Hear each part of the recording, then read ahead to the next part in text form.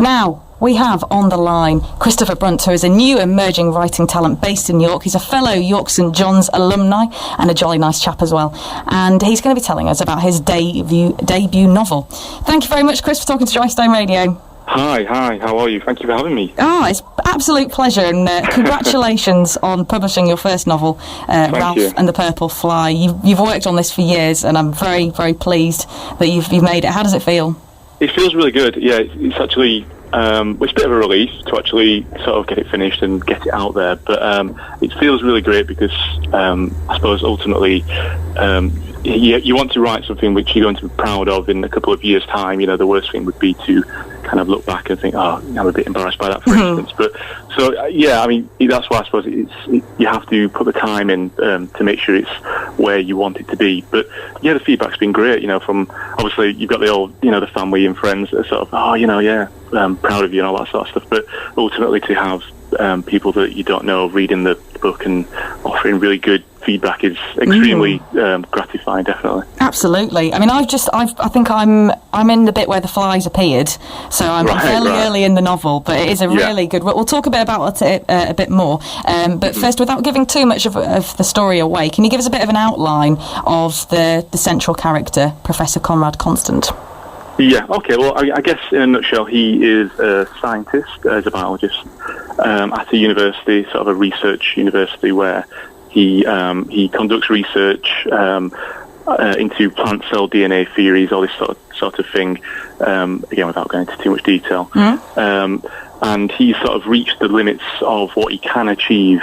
He's been there for years, and he's won various accolades and awards, and he's at the point where he feels that he needs to sort of go beyond and transcend these sort of the boundaries and limitations imposed by the governing body of biology, the BBR, the Board of Biological Research.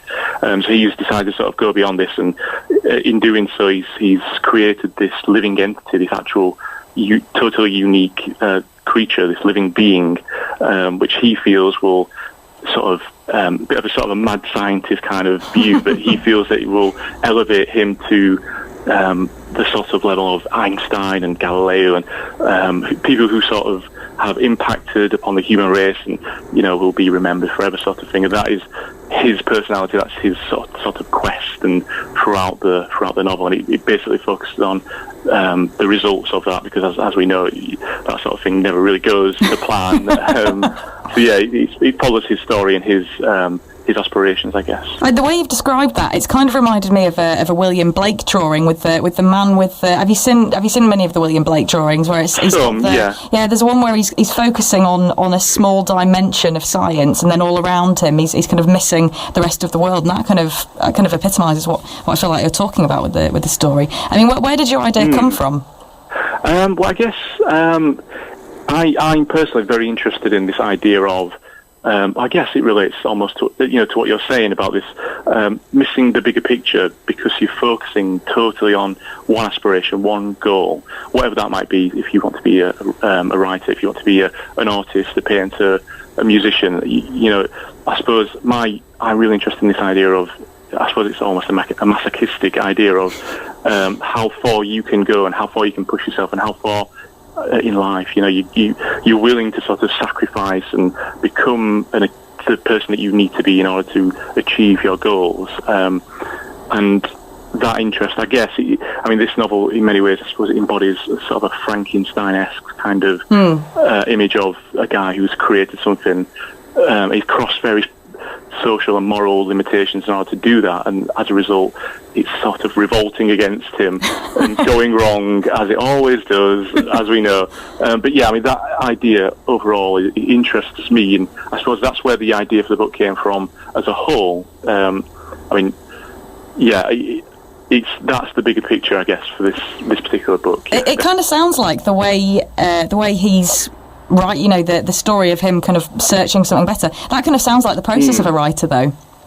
Well, yeah, don't get me wrong. I suppose it's almost a therapeutic thing for me as well, because you work 9 to 5, and that's just the general gist of life, really. And then if you want to be something else, you have to start somewhere. And you have to come outside of that working life and sacrifice and put the hours in, in a way, for want of a better phrase. And so it does relate to me, relates to writers, and again that masochistic thing of locking yourself away in a dark room and trying to create something, I guess. I mean, it's a very, very imaginative read, and the storyline and the way it's written as well. It's fantastically written.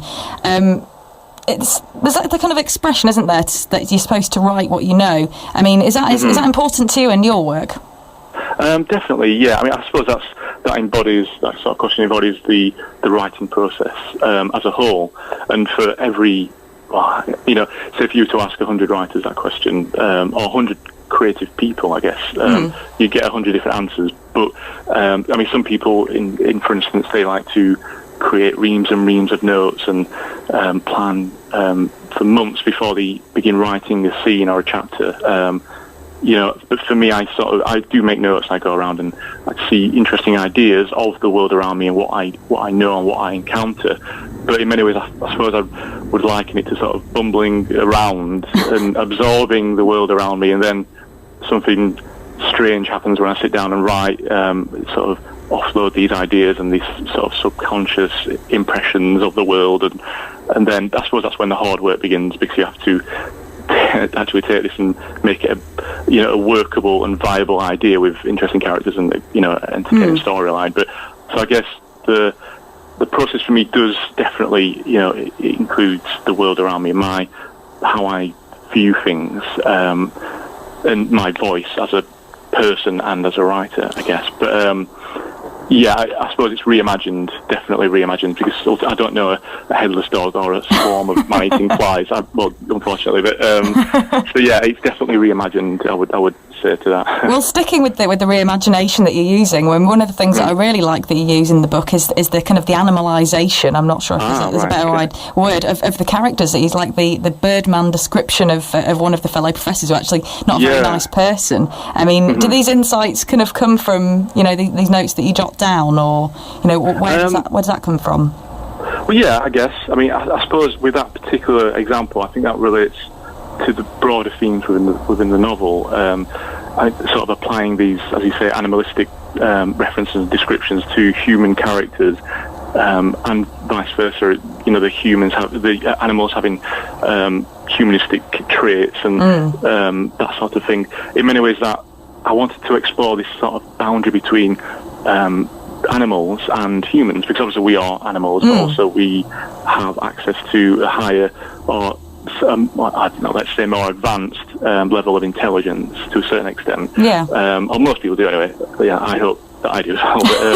But, so yeah, I mean, this idea of as well, it's reinforced by the main character, who creates this living entity which begins as a plant, and then a rat and a moth, and then it eventually transforms into an actual person. So it's in many ways questioning this sort of idea, this distinction between what makes us human and what makes us not the animals that we are surrounded by, but also, and if we are capable of sort of creating creatures and beings and almost becoming our own gods in a way, or whatever we class as sort of what created us, just be that science or nature or whatever. I suppose in many ways the character becomes, as he creates his own being, he becomes a god himself, sort of thing. So yeah, I mean, this animalistic element is definitely,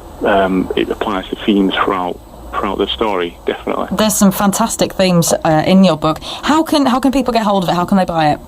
Well, if you were to visit Amazon, you could type in either my name, Christopher Brunt, or you could type in the title Ralph and the Purple Fly, and it would pop up. Or you could go to my website, www.christopherbruntauthor.com, and you would find various links and clickable things there, along with, you could subscribe to my blog as well. I review other pieces of fiction and post them there.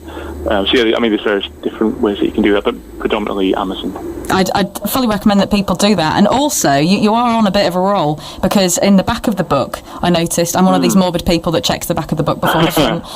You've got your next book already lined up for release next year. I mean, what can you tell us about it? Well, It's a two-part series of novels. It's based in, it's sort of set in the 1930s, in that sort of historical period, which inevitably affects the actual storyline. But it's called The Lost Family, and inevitably it's based around the lives of this family and how their lives are impacted basically by the actions of one particular character, the father, the patriarch of the family, who does something extremely selfish and self-centered, which ultimately impacts upon them, makes them question how they're meant to react in a moral sense. It's this very sort of, again, similar to this novel, sort of surrealist elements, because the actual thing that this guy does, he sort of suspends himself in a subconscious state where he's basically abandoned his family. He's not consulted them in what he does in entering this sort of comatose state, and they're just left really to pick up the pieces. So yeah, it's very character-based, but with also some fun kind of surrealist elements involved as well. So fascinating themes in your follow-up book as well. So you can follow you on CJB Writer on Twitter.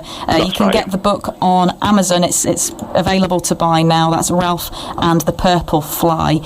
Thank you so much, Chris, for talking to us about the book. And I hope I haven't waffled on too much. No, you've waffled on the perfect amount. And we look forward to hearing from you about the next book. And hopefully, yeah, fantastic. You've chosen a track for us as well. Creed's Clearwater Revival. Brilliant song choice. Why not? Definitely. Cheers for that, Chris. Okay, bye-bye. Bye.